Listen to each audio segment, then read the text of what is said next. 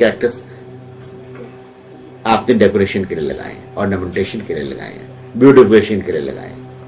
लेकिन अगर हम शास्त्र को फॉलो करते हैं तो हम शास्त्र ये कहते हैं, टेक्स्ट हमारे ये कहते हैं कि अगर कांटों वाले पौधे रहते हैं या वो पौधे जिनकी पत्ती तोड़ने से दूध निकलता है, कुछ पौधे उसमें अपवाद हैं, एक्सेप्शंस हैं, लेकिन अमूमन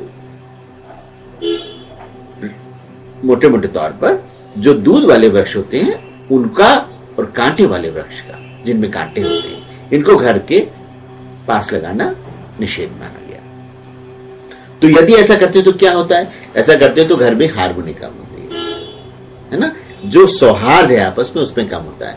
तो आइए अपन देखते हैं कि अगर अपन ने ऐसा लगाया है और अगर सौहार्द में कुछ गड़बड़ी है तो संभव है यही उसका कारण हो। तो आइए इसके बारे में फिर से सोचें कि कैक्टस लगाना चाहिए कि नहीं। लेकिन इसके साथ साथ एक चीज और महत्वपूर्ण हम बताते हैं, वो ये कि कैक्टस आपने लगाया, लेकिन इससे जो निगेटिविटी डेवलप हुई, इस निगेटिविटी को संतुलित करने के लिए भी बहुत सारी व्यवस्थाएं होती हैं। मान लीजिए किसी एक चीज ने आपके घर में रक्त का विकार बढ़ाया, अग्नि बढ़ाई, पित्त को प्रमोट किया, उसको दीप्त किया, तो अब अगर उस घर में हमने ऐसी चीजें जनरेट करी हैं जो उस एक्साइटमेंट को, उस एग्रेशन को पैसिफाई करती है, तो इसका मतलब वो इस दोष से उसको मुक्ति दे सकती है। तो हम ये देखें कि हमने ऑर्नामेंटेशन के लिए जो चीजें लगाई हैं, कहीं उससे हम शास्त्रों के अनुसार दोष तो नहीं अपने घर में इन्वाइट कर रहे हैं। फिर इसके बाद हमने जो चित्रण किया है, जो फोटोग्राफ्स लगाए हैं या प्रिंट्स लगाए हैं, वो हमने लगाए तो ब्यूटिफिकेशन के लिए, लेकिन यदि उसमें कोई कार्निवोरस एनिमल्स हैं, यानी कि जो मांसाहारी पक्षी हैं, मांसाहारी जीव हैं, उनको शास्त्रों के हिसाब से द्वार पर नहीं लगाना चाहिए, न घर के अंदर लगाना चाहिए। ये भी शुभ फल नहीं देते। इसी प्रकार कलर्स, हमने ब्यूटिफिकेशन के लिए बहुत सारे कलर्स लगाए, लेकिन यह देखने की आवश्यकता है कि उस दिशा के लिए वो कलर उपयुक्त है। अगर नहीं उपयुक्त है तो हो सकता है वो आपको प्रवेश करते ही उद्वेग दे। कई बार आपने देखा होगा कि व्यक्ति कहते हैं कि बाहर हम तो बहुत हैप्पी रहते हैं, लेकिन जैसे ही घर में घुसते हैं पता नहीं क्या हो जाता है, पता नहीं क्या इरिटेशन होने लगता है, पता नहीं क्या रेस्टलेसनेस डेवलप हो जाती है। तो जब आप इसको एनालाइज करेंगे तो आइए देखते हैं कि हो सकता है इसमें से कोई एक चीज हो जिसके कारण ऐसा हो। अब आप घर के अंदर देखिए, अब घर में प्रवेश करते ही आप द्वार को देखिए, कहीं आपका द्वार खोलते समय आवाज तो नहीं करता, अननेचुरल आवाज तो नहीं करता, क्रैकिंग साउंड तो नहीं करता, बहुत टाइट तो नहीं हो जाता, बहुत ज्यादा कसा हुआ तो नहीं है।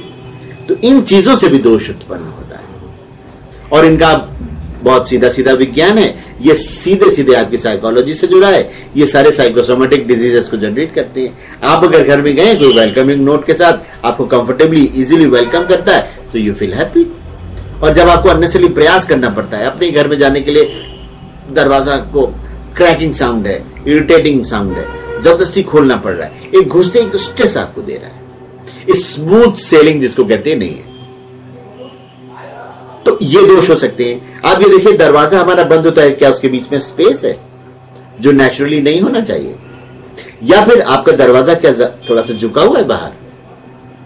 आपको आश्चर्य होगा, लेकिन कई बार दरवाजा या दीवार यदि ये बाहर झुकती है तो जैसा शास्त्र कहते हैं ये प्रवास तक गृह स्वामी को घर के बाहर तक करवाता है, अनायास, अकारण भी। तो आप ये देखिए कहीं ऐसा तो नहीं हमारे द्वार में ये दोष है। फिर हम अंदर आते हैं, जब आप अपने घर, चलिए आइए घर के अंदर चलते हैं।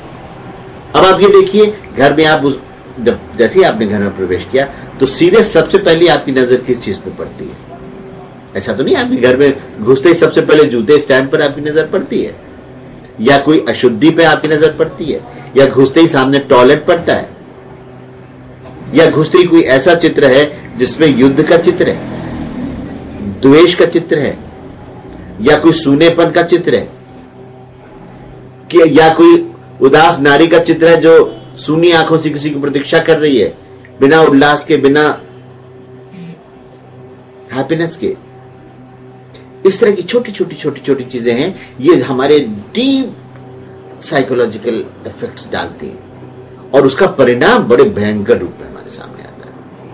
कई बार हम समझते नहीं ये क्यों हो रहा है, लेकिन ये सारी चीजें, ये जो छोटे छोटे छोटे छोटे पॉइंट्स हैं, ये सब एक्यूमुलेट होकर बड़े हो जाते हैं। लेकिन इन चीजों के कारण हमको ये एनालिसिस करना चाहिए, और इसके पीछे बहुत वैज्ञानिक दृष्टिकोण, बहुत साइंटिफिक एनालिसिस की आवश्यकता नहीं है। ये किसी भी सिंपली साइकोलॉजिस्ट के पास आप जाएंगे, और अगर साइकोलॉजिस्ट के पास नहीं भी जाएंगे, यदि हमारे घर में बहुत पुराने प्राचीन ग्रंथ हों, या हमारे घर में जो वृद्ध हों, हमारे घर में जो बहुत एजेड लोग हों, आप उन्हीं से सुन लीजिए कौन कौन सी चीजें छोटी छोटी शुभ कहलाती थी, कौन कौन से शुभ शकुन कहलाते थे, कौन कौन से गुड ओमेंस कहलाते थे।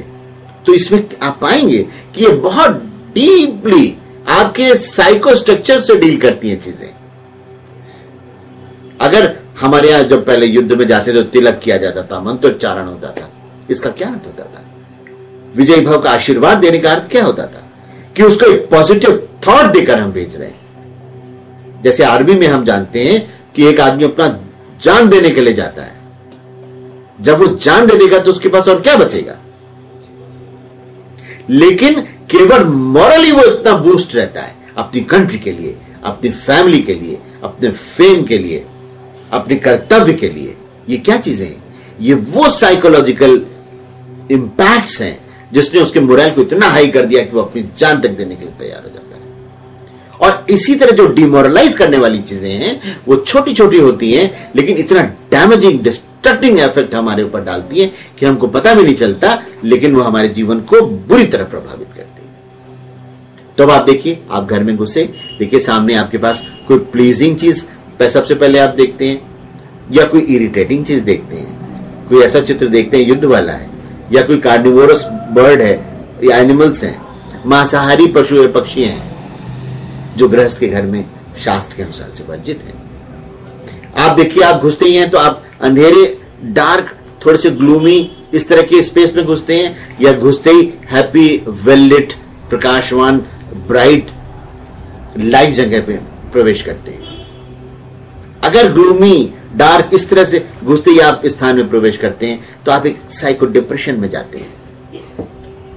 इसका ध्यान रखिए, घुसते ही आपको वेलकमिंग नोट होना चाहिए, welcoming note from your family, welcoming note from your house, from your home, from the ambience of your residence. तो घुसते ही एक हैप्पीनेस जनरेट होगी। अब आप ये देखिए कि घुसते ही, इसके पहले एक छोटी सी चीज और आप देख ले, जब हम घर के बाहर रहते हैं और घर के अंदर बाहर से घुसते हैं, तो अगर राइट टर्न करके घुसते हैं तो उसको शास्त्रों में पूर्ण बाहुक प्रवेश कहते हैं। यदि घर में घुसने के लिए हमको लेफ्ट टर्न करना पड़ता है तो उसको हीन बाहुक प्रवेश कहते हैं। तो अगर हीन बाहुक प्रवेश है, यानी कि आप घर में घुस रहे हैं तो आपको लेफ्ट टर्न करना पड़ रहा है, उसको शास्त्र शुभ नहीं मानते। लेकिन पूर्ण बाहुक प्रवेश का अर्थ होता है जब आप क्लॉकवाइज राइट टर्न कर रहे हैं, तो दैट इज कॉल्ड गुड।